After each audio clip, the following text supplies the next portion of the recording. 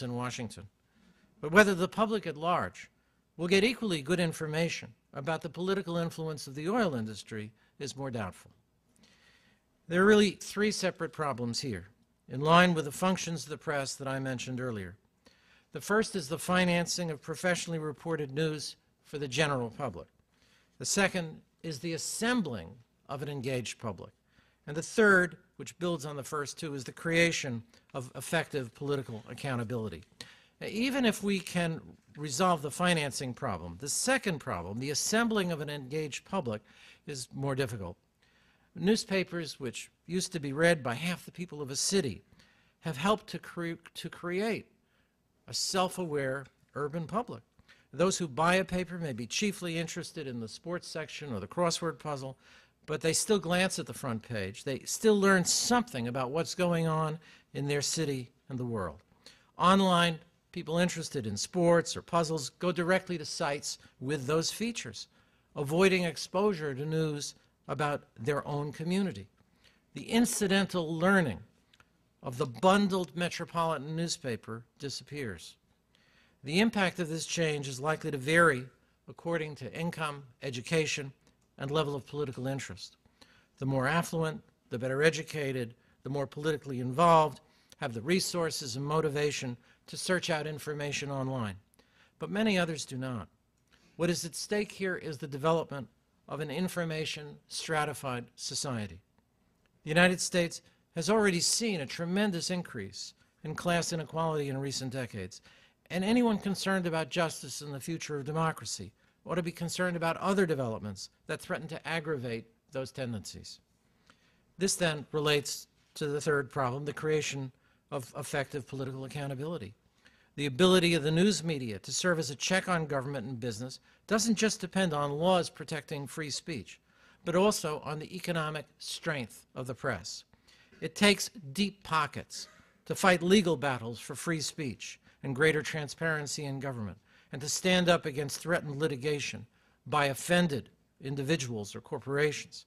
The weaker the press is economically, the more likely it is to give way. Nonprofit websites on marginal budgets may serve the classic watchdog function to some extent, but they may not be able to fight the toughest battles. Moreover, the experience of other countries may be instructive about what happens to the press when it's economically weak. Newspapers in other parts of the world are often financed by other interests that take a financial loss on them but profit in other ways. These are typically businesses that depend on government contracts or wealthy people with business or political interests that they want to advance. It's what media sociologists call the instrumentalization of the press. That is, the press becomes an instrument for some purpose other than those that are specific to journalism. Another consequence of a weakened press is that corruption may become more prevalent.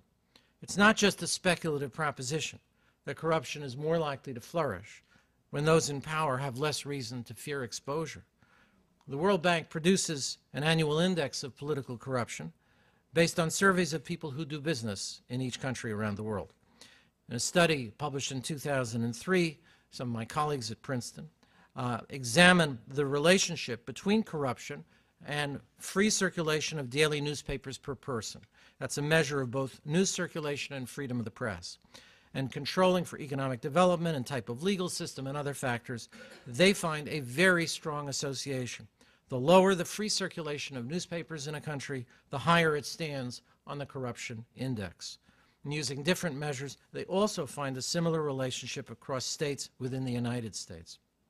Now, such studies can't prove a causal connection or predict the effects of diminished coverage in the future, but there are other grounds for concern.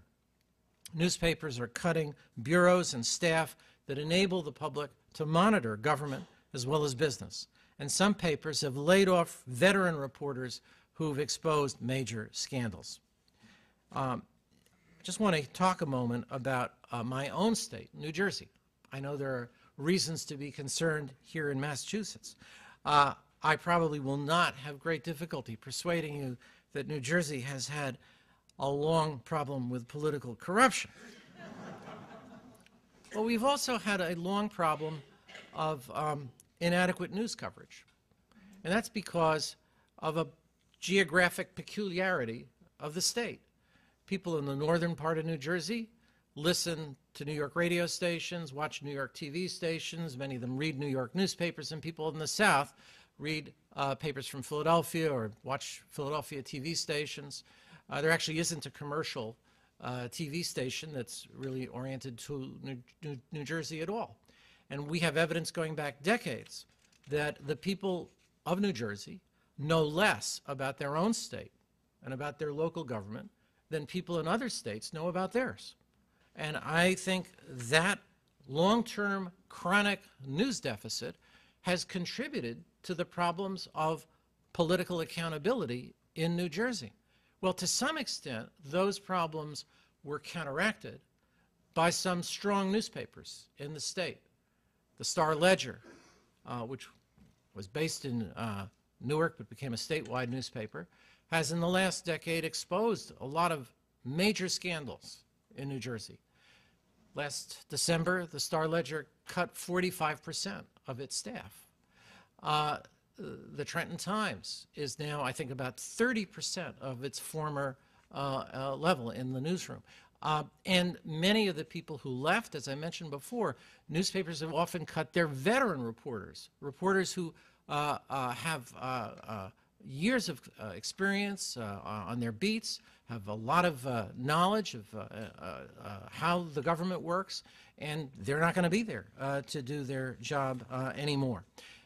Yes, there are new developments taking place online, but they do not compensate. They do not offset what is being lost in the traditional news media.